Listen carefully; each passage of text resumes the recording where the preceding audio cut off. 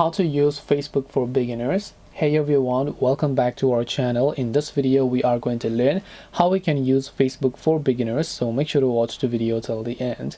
If you are a beginner on Facebook and you would like to use it, first of all open Facebook. Now assuming that you've already created your account and done so many different things, I'm just going to directly get on to how you can use it. When you open the Facebook app, you will see this type of interface where normally if you just go ahead and look at the timeline, here you should be able to see other people's stories, and you can also create your own stories.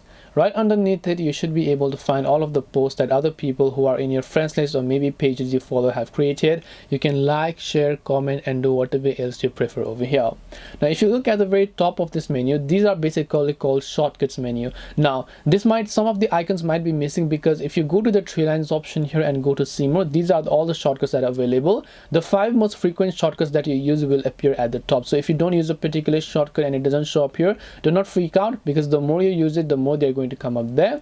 Similarly, if you go to your profile, if you want to add your story, you can do that. If you want to edit your bios and so on, you can do that. You can also edit your featured photos. You can add some friends if you'd like, and you can also add your own photos or whatever else you prefer in this case. And after you do that, you can also come to the watch section. If you want to watch something, you want to send a friend request, accept friend request, you can do that. You can go to Facebook Marketplace. If you want to buy or sell something, you can go to notifications. Aside from that, if you want to view your own account settings, you can tap the gear icon over here and you should be able to view all of your account settings in this regard. So hope this video helped you as to how you can use Facebook for beginners. If you have got any questions, then feel free to leave them down below. Thank you for watching and see you in the next video.